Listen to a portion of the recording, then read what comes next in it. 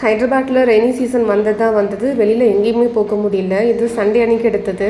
டுக்குக்கு மட்டும் ஆப்பிள் வீட் தோசை பண்ணி கொடுத்தா அவனும் சாப்பிட்டான். எங்களுக்கு வெளியிலேயே ஆர்டர் பண்ணிக்கலான்னு தான் தோணுச்சு. ஏன்னா சண்டே இந்த ஒரு டைமாவது நம்ம கொஞ்சம் ரெஸ்ட் எடுக்கலாம்னு சொல்லிட்டு டின்னர் மட்டும் வெளியில் தான் ஆர்டர் பண்ணி. எனக்கு இங்கே பர்டிகுலராக இந்த ஹோட்டல் ரொம்ப பிடிக்கும். ஏன்னா கொஞ்சம் தமிழ்நாடு ஸ்டைலில் இருக்கும் அந்த ஸ்பைசினஸ் எல்லாமே. கிருத்துங்கான்னு சொல்லிட்டு 60க்கும் மேலே அவுட்லெட்ஸ் இருக்குது இவங்களுக்கு இந்தியா ஃபுல். சைனீஸ் குசின் அப்புறம் சவுத் இந்தியன் குசின் மாதிரி பலேகர் குசின் சொல்லிட்டு இது மோஸ்ட்லி நம்ம யாருமே கேள்விப்பட்டிருக்க மாட்டோம். இங்கே வந்து அதுக்கப்புறம் தான் எனக்குமே தெரிஞ்சது. இது கர்நாடகா ராயலசீமாவில் முன்னாடி இருந்த ஒரு டிஷ் ஐட்டம் தான். ஸோ இவங்களோட ஃபுட் எல்லாமே அந்த ஸ்டைலில் இருக்கும். மெயினாக இவங்க அதுக்காகவே ரொம்ப ஃபேமஸ். என்னடா ரெஸ்டாரண்ட்டில் போய் களி ஆர்டர் பண்ணி சாப்பிட்றாங்களேன்னு உங்களுக்கு தோணும். பட் இங்கே அது தாங்க அல்டிமேட்டாக இருக்கும். கூடவே இதுக்கு காம்போவாக உங்களுக்கு சிக்கன் மட்டன் அந்த மாதிரி வரும். எங்களுக்கு இந்த கத்திரிக்காயில் பண்ணுற குட்டி வணக்காயன்னு சொல்லிட்டு இதுவுமே ராயலசீமா ஸ்டைல் தான். ரொம்பவே அல்டிமேட்டாக இருக்கும் அதோட டேஸ்ட். ஹைதராபாத்தில் பிரியாணி மட்டும் இல்லை, இந்த ராகி சங்கட்டியுமே ரொம்ப ஃபேமஸ். மோஸ்ட்லி கர்நாடகா பீப்புள் இங்கே இருக்கிறவங்க இதுதான் லைக் பண்ணி சாப்பிட்றாங்க.